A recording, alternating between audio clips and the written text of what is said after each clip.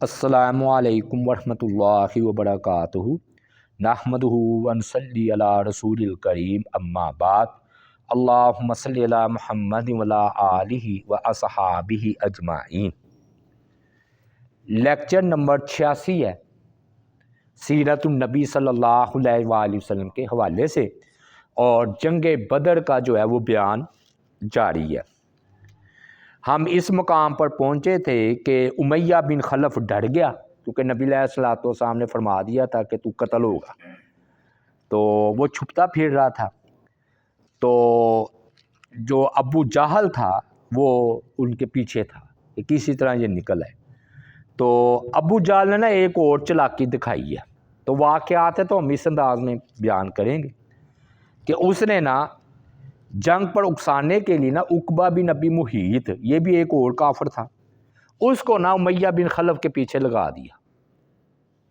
اس نے کیا کیا کہ نا امیہ کے سامنے نا انگیٹھی لے کر، انگارے لے کر بیٹھ گیا اور دھونی دی اس کو۔ اس نے کہا یہ کیا کر رہے ہو؟ تو بولا محترمہ، یعنی کہ عورت محترمہ، یہ دھونی لیں آپ مرد نہیں عورت ہے، تاکہ ان کو غصہ چڑھے۔ تو امیہ نے کہا تجھے اور جو تو لایا ہے اللہ اسے برباد کرے۔ پھر اٹھا اور سفر کی تیاری کی اور لشکر کے ساتھ روانہ ہو گیا، یعنی کہ آخر کار وہ اس کو نکال لیا۔ اب ایک اور سردار ہے عتبہ اور شیبہ، یہ جو ہے نا ان کا حالات آپ صفحہ طیب میں پڑھ چکے ہیں، یہ ادھر کے سردار تھے۔ عداس تھا نا جو حضرت یونس علیہ السلام پر بھی ایمان لایا اور آپ پر بھی ایمان لایا، جب آپ نے فرمایا تھا کہ یونس علیہ السلام تو میرے بھائی ہیں، اور اس نے انگور پیش کیے اور ایمان لے آیا تھا۔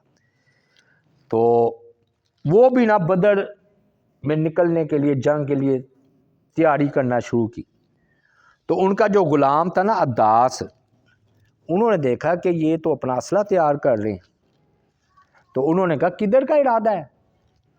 انہوں نے کہا وہ تمہیں آدمی یاد نہیں جو آیا تھا طائف میں اور پتھر کھائے اور باغ میں اس نے پناہ لی تھی؟ انہوں نے کہا ہاں ہاں، وہ تو اللہ کے سچے رسول ہیں۔ توبہ نعوذ باللہ کہتے لگے اس کے خلاف ہم جنگ میں نکلنے لگے ہیں۔ تو عداس نے کہا، رو پڑا اس نے، کہنے لگا کہ مجھے آپ سے بھی محبت ہے، مت جائے، وہ اللہ کے سچے نبی ہیں۔ وہ نا عداس کا رونا دھونا کوئی کام نہیں آیا، ہاں جی، اور یہ جا کے بدر میں قتل ہو گئے۔ عتبہ اور شیبہ یہ جا کے بدر میں یہ بھی مارے گئے تھے۔ تو بہرحال عداس نے نا ان کو روکا ہے۔ پھر نا ان کا یہ معمول تھا کہ جب کوئی اہم کام کرتے تو فال لینا تو ان کی نا سمجھ لیں کہ رگ رگ میں سمایا ہوا تھا۔ تو انہوں نے کیا کیا کہ بڑے بت نا حبل کے پاس پہنچے، تو امیہ بن خلف تھا اور سردار بھی تھے، انہوں نے تیر نکالا کہ بھی جنگ کرے یا نہ کرے، یہ فال لینی تھی۔ تیر نکلا اس پر تھا کہ جنگ نہ کرنا۔ یہ میں نے کہا علم ٹھیک ہے لیکن اس کے نقصانات زیادہ ہے نا، تو اس وجہ سے اسلام نے اس کو منع کیا، تو وہ بڑا ڈھیلے پڑ گئے۔ لیکن نا ابو جہل وہ انہیں مجبور کر کے نا اپنے ساتھ لے گیا۔ کہتے ہیں آج تم یہ فال لو یا نہ لو، ہم جو ہے نا قافلے کی حفاظت سے پیچھے ہٹنے والے نہیں ہیں۔ تو انہوں نے کہا چلو ایک بار پھر فال نکال لیتے ہیں۔ انہوں نے پھر تیر نکالا تو دوبارہ پھر نہیں آئی کہ جنگ میں نہ جانا، قافلے کی حفاظت کے لیے نہ جانا۔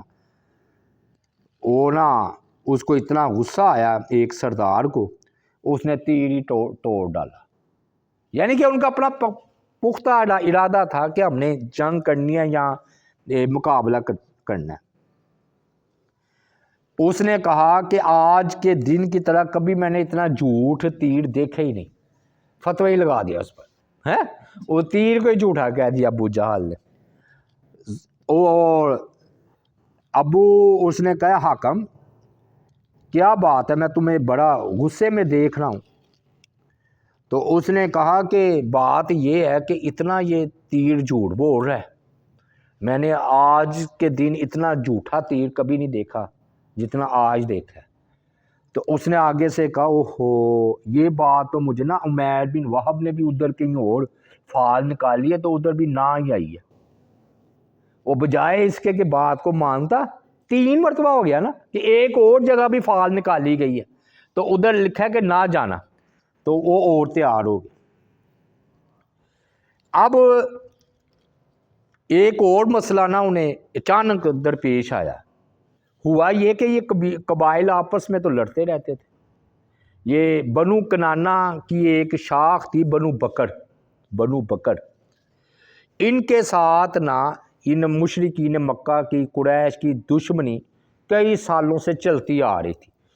ان کو فکر ہوئی کہ اگر ہم باہر گئے تو وہ پیچھے سے مکے پر حملہ کر دیں گے۔ آپس کی بھی تو دشمنی ہوتی ہے۔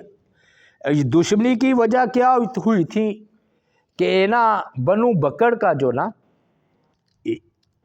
قریش نے نا موقع پا کر پہلے نا بنو بکر کے کسی آدمی کو قتل کیا تھا، زیادتی انہوں نے پہلے کی تھی۔ تو اب ہوا یہ کہ ایک مرتبہ نا ایک حفص تھا، اس کا ایک بیٹا تھا، وہ جو ہے نا بنو بکر کی طرف سے گزر ہوا، اس کا قریش میں سے تھا یہ بیٹا۔ تو ادھر نا بنو بکر کا جو سردار تھا عامر اس کا نام تھا، وہ بیٹھا ہوا تھا۔ جب اس نے اس نوجوان کو دیکھا تو بلایا، تو اسے محسوس ہوا یہ تو بڑا خوبصورت نوجوان ہے، اسے اچھا لگا، اس کی نگاہوں میں اسے بھلا معلوم ہوا۔ اس نے پوچھا اے لڑکے تم کون ہو؟ اس نے بتایا کہ میں تو حفص یعنی کہ قریش کا کوئی بندہ تھا، اس کا بیٹا ہوں۔ اس کی نہ رگ انتقام بھڑک اٹھی کہ قریش نے تو ہمارے بندے کو قتل کیا ہوا ہے۔ یہ آگے بڑھ گیا لڑکا، پیچھے سے اس نے نا اپنے بندوں کو بلایا، کہنے لگا کہ اگر آج تمہیں قریش سے بدلہ لینے کی کوئی رغبت ہے تو اس کے ساتھیوں نے کہا قبیلے والوں نے کیوں نہیں؟ اس نے کہا جاؤ وہ پھر قریش کا جو نوجوان ادھر جا رہا ہے اسے پکڑو۔ چنانچہ یہ پیچھے گئے ہیں، عام تھا اللہ معاف کرے قتل کرنا، کوئی مسئلہ ہی نہیں، حالانکہ اتنا خوبصورت نوجوان قتل کر دیا تو انہوں نے کہا آج حساب برابر ہو گیا، یعنی کہ قریش والوں نے ہمارا بندہ مارا تھا، ہم نے اس کا بندہ مار دیا۔ وہ قریش والے شکایت لے کر بنو بکر کے سردار کے پاس آئے کہ جی ہمارا بندہ قتل کر دیا، تو کہتے ہیں تم نے بھی تو ہمارا پہلے کیا تھا، تو معاملہ اگر قصاص کا ہے تو معاملہ ہو گیا برابر، اگر دیت لینی ہے تو پہلے تمہارے بندوں کی دیت دو ہمارے بندے کی، ہم بھی تمہارے بندے کی دیت دے دیتے ہیں۔ تو اگر خون کا بدلہ خون ہے تو قصاص ہو گیا، بات ختم ہو گئی۔ یہ بات سن کر نا قریش نے کہا بات تو ٹھیک ہے، چلو معاملہ ختم کرو، ہاں جی، کہ ہم نے پہلے تمہارا بندہ مارا، تم نے ہمارا بندہ مار دیا، تو بات ختم ہو گئی۔ لیکن کچھ عرصے کے بعد نا بنو بکر کا یہی سردار عامر یہ نہ آیا، تو یہ نا جس مقتول کا بھائی تھا اس کا نام تھا مقرز، تو اس کو پتا چلا کہ بنو بکر کا سردار عامر ادھر سے گزر ہے مکے سے، وہ اس کے پیچھے گیا، ہاں جی، تو یک عقاب کی طرح اس پر جھپٹا اور اسے قتل کر دیا، بلکہ اس کی لاش میں کہ پیٹ میں نا وہ تلوار ماری، پیٹ بھی چاک کر کے رکھ دیا۔ پھر وہ تلوار جو ہے نا رات کی تاریکی میں نا خانہ کعبہ کے غلاف کے ساتھ لٹکا دی۔ صبح ہوئی تو قریش بیت اللہ آئے تو انہوں نے تلوار دیکھی، تو انہوں نے کہا یہ تو بنو بکر کا جو سردار ہے عامر اس کی تلوار ہے، پہچانتے ہوں گے نا، تو اسے نا مقرز نے قتل کر دیا ہے۔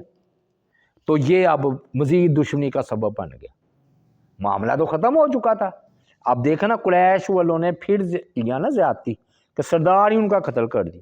اب یہ مکے سے اپنے روانہ ہونے لگے ہیں، ٹھیک ہے، 1000 کی تعداد میں، ہاں جی، تو کہنے لگے بنو بکر تو پیچھے سے حملہ کر دیں گے۔ اب ابلیس لعین لعنتی اس نے کہا کہ یہ تو پھر ادھر نہیں جائیں گے، وہ تو چاہتا تھا لڑائی ہو۔ وہ نا بنو کنانا کا سردار سراقہ بن مالک، ہاں جی، تو ان کے روپ میں جو ہے نا وہ ظاہر ہوا۔ غالباً یہ بات میں ایمان لے آئے کیونکہ رضی اللہ تعالیٰ نے لکھے۔ بولا آج میں تمہارا دوست ہوں۔ شیطان کہنے لگا، ابلیس، میں تمہیں ضمانت دیتا ہوں کہ بنو کنانا تمہارے پیچھے کوئی ناگوار کام نہیں کریں گے۔ مطلب یہ ہے کہ میں سردار ہوں ان کا، تھا نہیں، ابلیس تھا، تو بے فکر ہو کے تم روانہ جو ہے نا وہ ہو جاؤ۔ چنانچہ پھر یہ نا لشکر روانہ ہوا ہے، اور قرآن مجید نے اس کا نقشہ کھینچا ہے کہ وہ اپنے گھروں سے اتراتے ہوئے لوگوں کو اپنی شان دکھلاتے ہوئے نکلے۔ وہ اللہ کی راہ سے لوگوں کو روکتے تھے، اور جو کچھ وہ کر رہے تھے اللہ نے اس کا احاطہ کیے ہوئے ہیں۔ یہ ہے جی 4 جو ہے نا قرآن مجید میں ہے، سورہ الانفال میں۔ اچھا، وہ ہوا امام قرطبی نے لکھا ہے کہ تکبر کرتے ہوئے، اکڑتے ہوئے، سینہ تانے ہوئے اس طرح چلے۔ اور دوسرا، حتیٰ کہ انہوں نے نا گانے بجانے والیاں بھی اپنے ساتھ لے لی تھی، کیوں؟ فتح ہوگی، اور بعد میں پھر ادھر جشن ہوگا، کھائے پیئیں گے اور لونڈیاں ناچیں گی، پتہ نہیں آپ قتل ہونے کے لیے جا رہی ہیں جی۔ وہ یہ ساتھ اپنے روانہ ہو گئے۔ پھر نا یہ ایک راستے میں نا جب وہ جوفا پہنچے ہیں نا یہ ابو جہل کا قافلہ، تو ابو جہل کا ایک دوست تھا جس کا نام خفاف تھا۔ اس نے کہا کہ اگر تمہیں ہماری مدد کی ضرورت ہے تو ہم آ جاتے، تو میں خود آ جاتا ہوں یا بندے بھیج دیتا ہوں۔ ادھر نا ابو جہل نے بڑی زبردست بات کی ہے، مجھے بڑی اس کی بات پسند آئی ہے۔ تھا کافر، لیکن دیکھیے بات اس نے کیا کی ہے۔ کہتا ہے ابو جہل نے جواب دیا، اللہ کی قسم، اگر ہم محمد صلی اللہ علیہ وآلہ وسلم کے خیال کے مطابق اللہ سے جنگ کر رہے ہیں، اللہ سے، ان کا خیال ہے محمد کا صلی اللہ علیہ وآلہ وسلم کہ ان سے جنگ کرنا، اللہ سے جنگ کرنا ہے، بات تو ٹھیک ہے، تو اس ذات کا مقابلہ کرنے کی ہم میں طاقت نہیں اللہ سے، اور اگر ہم لوگوں سے لڑ رہے ہیں تو اللہ کی قسم ہم بھی کافی ہیں، تمہارے آنے کی کوئی ضرورت نہیں۔ پتہ ہے کیا ابو جہل نے کہا ہے؟ اس نے کہا ہے کہ اگر محمد کے ساتھ اللہ ہے تو اس سے کوئی جیت نہیں سکتا، اور اگر اللہ نہیں تو ہم ہی کافی ہیں، تمہیں مدد کے لیے آنے کی ضرورت نہیں ہے۔ اور یہ آگے میں چل کر شاید آگے چل کر آ جائے گی بات، یہ جب روانہ ہونے لگا نا تو بیت اللہ کا غلاف اس نے پکڑا ہے، اور کہتے ہیں نا اللہ تعالیٰ کہتے ہیں نا دعا بھی کرے تو صحیح کرے، ہیں؟ تو اس نے کہا کہ یا اللہ جو تیری بارگاہ میں حق پر ہے اس کو غلبہ دے دے، جو نہ حق ہے اس پر پتھروں کی بارش کر دے یا اسے تباہ و برباد کر دے۔ حالانکہ یہ بھی کہہ سکتا تھا کہ جو نہ حق ہے اسے حق کا راستہ دکھلا دے۔ تو یہ بھائی روانہ ہوا ہے، تو وہ اس بات پر قرآن کہتا ہے کہ انہیں بڑا غصہ تھا، کچیچیاں نہیں جسے کہتے ہیں چل رہی تھیں کہ جی مسلمانوں کو ہمارے قافلے کی طرف نظر اٹھانے کی جرأت توبہ نعوذ باللہ کیسے پیدا ہوئی، یہ کہہ رہے تھے۔ اب مشرکین کا لشکر کتنا تھا اور اسلحہ کیا تھا؟ ابتدا میں نا مشرکین کی تعداد 1300 تھی، پھر 1000 رہ گی، میں بتاؤں گا وہ کیسے رہ گی۔ 200 گھوڑے تھے، 600 زیریں تھیں، بڑی کثرت کے ساتھ ان کے ساتھ اونٹ تھے، اور گلوکارائیں تو ساتھ تھی، گانے والیاں، جی فنکار، جو دف بجا بجا کر نا وہ مسلمانوں کے خلاف شعر بول بول کر جذبات کو ابار رہی تھی، ہاں جی، تو یہ تھی۔ اب 8 سردار ان کے ساتھ تھے، 8 سردار، اور ہر سردار نے اپنی اپنی باری پر اونٹ ذبح کرتا تھا کہ میری طرف سے دعوت ہے، کس کی؟ لشکر کی، اور کبھی 9 اونٹ ذبح ہوتے ایک دن میں، کبھی 10۔ تو چنانچہ امیہ بن خلف، ابو جہل، سہیل بن عمر، شیبہ بن ربیعہ، عتبہ بن ربیعہ، ہاں جی، اور عباس بن عبد المطلب بھی نبی علیہ السلام کے چچا، انہوں نے بھی اونٹ ذبح کیے، ان کی طرف سے آئے تھے۔ تو کبھی بعد لکھتے ہیں اور ابو البختری، یہ میں نے نام جو لیے ہیں یہ 8 سردار بنتے ہیں۔ تو ہر سردار نے ایک ایک دن 9 کبھی 10 اونٹ ذبح جو ہے وہ کرتے تھے یہ کھلانے کے لیے۔ اب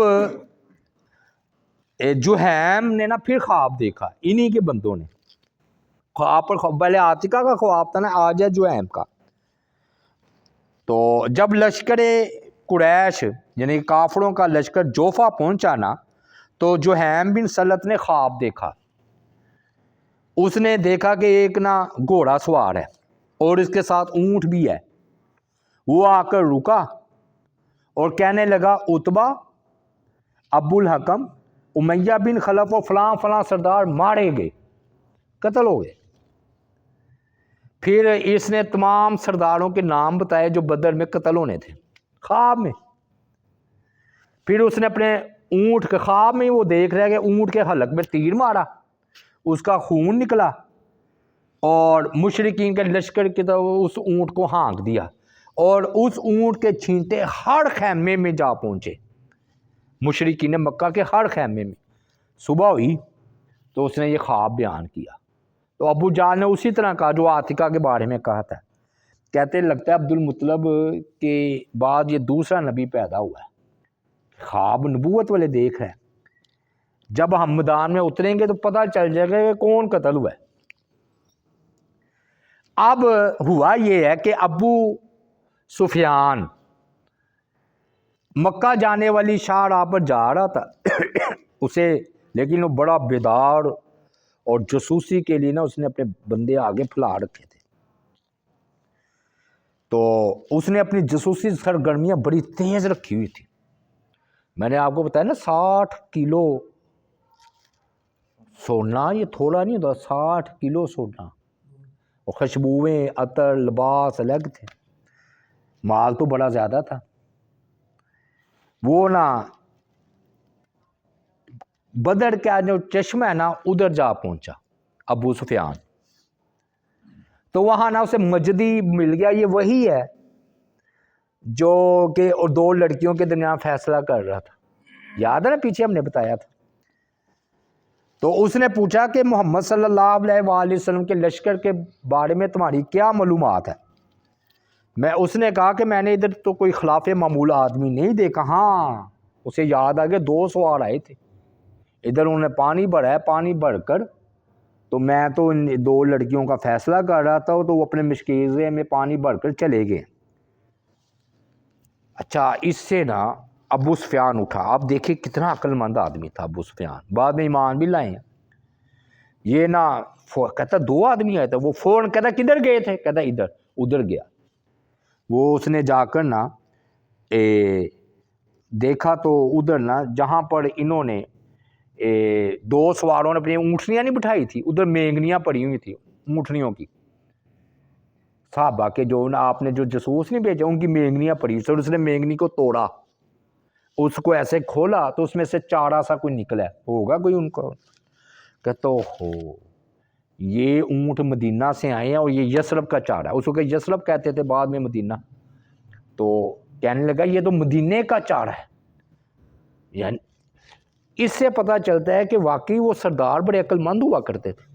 آپ دیکھیں نا ابو سفیان نے کس وہ مہینیوں سے اندازہ لگا لیا ہے کہ جی یہ تو یثرب کا چارہ ہے، بڑی برق رفتاری کے ساتھ جوش کے ساتھ واپس مڑا اور قافلے کا رخ نا مغرب کو ساحل سمندر کی طرف پھیر دیا، اور بدر کو جدھر نبی علیہ السلام نے آنا تھا نا اس کو چھوڑ دیا، وہ ساحل سمندر کے ساتھ ساتھ ہی نا بائیں جانب کو روانہ ہو گیا۔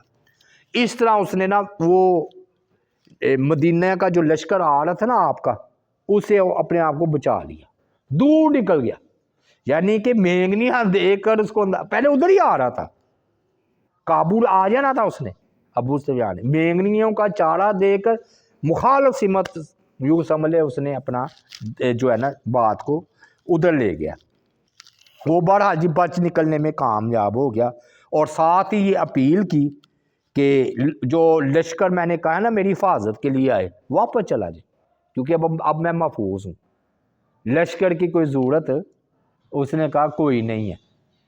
اچھا ہوا یہ کہ ابھی یہ لشکر نا جوفا ہی پڑاؤ ڈالے ہوئے تھا کہ ابو سفیان کا جو ہے نا سفیر قاصد ابو جہل کے پاس پہنچ گیا یہ پیغام لے کر کہ میں نا اپنے آدمیوں، اپنے اموال اور قافلے کو بچانے کے لیے نکلا تھا، اللہ تعالیٰ نے اسے بچا لیا۔ اللہ تعالیٰ کا نام لے رہا، اللہ تعالیٰ کو مانتے تھے، تو تم واپس چلے جاؤ۔ ابو جہل جو اسلام کا بہت بڑا دشمن تھا، اس نے اس مشورے کو رد کر دیا، قتل جو ہونا تھا موت آوازیں لگا رہی تھی، اس نے نا مشورے کو رد کر دیا اور کہتا ہے جی فوج جو ہے نا بدر کی طرف جائے گی۔ کیوں؟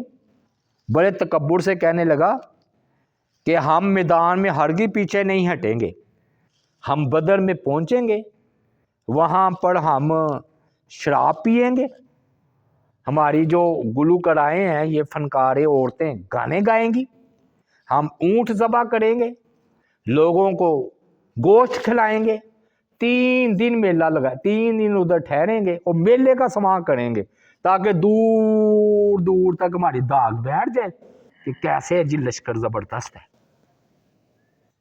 ہاں جی، یہ کہہ کر اس نے نا ابو سفیان کو کہا جاؤ، اس کے قاصد کو، ہم تیری بات نہیں مانتے، اگر ہمارا بدر میں ان کا ساتھ سامنا بھی ہوا نا تو ہم کریں گے، اور اگر توبہ نعوذ باللہ نہ ہوا تو جشن منائیں گے۔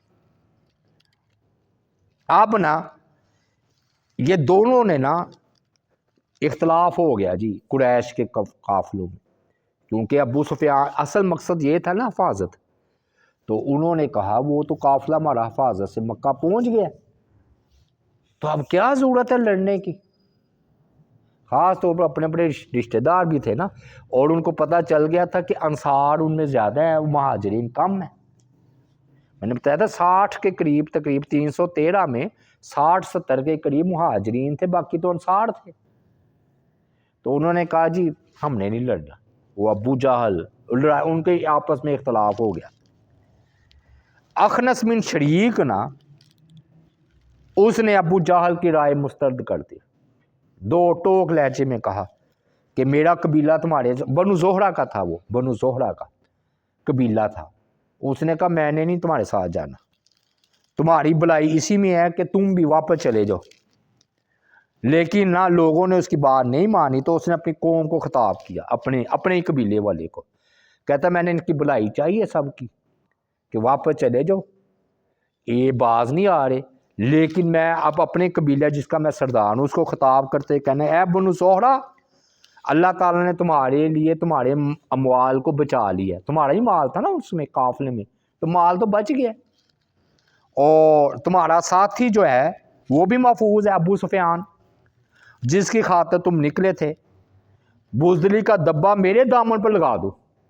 کہتا لوگ تمہیں بزدل کہیں گے نا، کہنے دو، کہو کہ جی میں بزدل تھا، کیونکہ ہمیں تو مال کے علاوہ کسی چیز نے نکلنے پر مجبور نہیں کیا، مال بھی محفوظ ہے، ہاں جی، لہذا ابو جہل کی تم بات نہ مانو۔ کہتے ہیں اخنس بن شریک ایسا سردار تھا جس کی بات مانی جاتی تھی، ٹالی نہیں جاتی تھی اس کے قبیلے میں، ایسا سردار تھا۔ تو اس نے کہا کہ جی واپس چلو، اس نے منادی کی، سارا قبیلہ اس کے پیچھے چلنے کو تیار ہو گیا۔ تو اب میں نے آپ جب بتا دی، پہلے تھا 1300، تو اب ہو گیا 1000 رہ گیا، یعنی کہ بنو عدی نے بھی شرکت نہیں کی اور بنو زہرہ نے بھی، 2 قبیلے والوں نے جنگ بدر میں شرکت نہیں کی کافروں کی طرف سے۔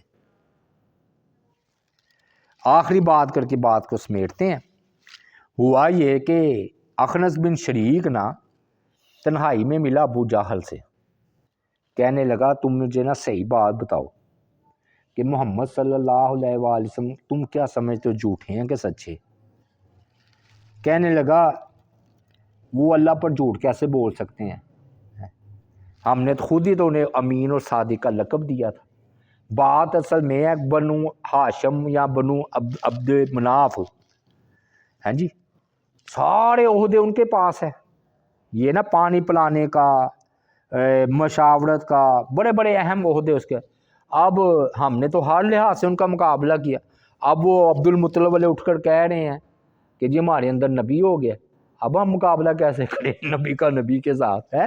وہ کہتا ہے کہ میرے پاس وہی آتی ہے. اتنا بڑا اعزاز میں کیسے مان لوں؟ یعنی کہ ہم اپنی طرف سے تو کوئی نبی کھڑا کر نہیں سکتے.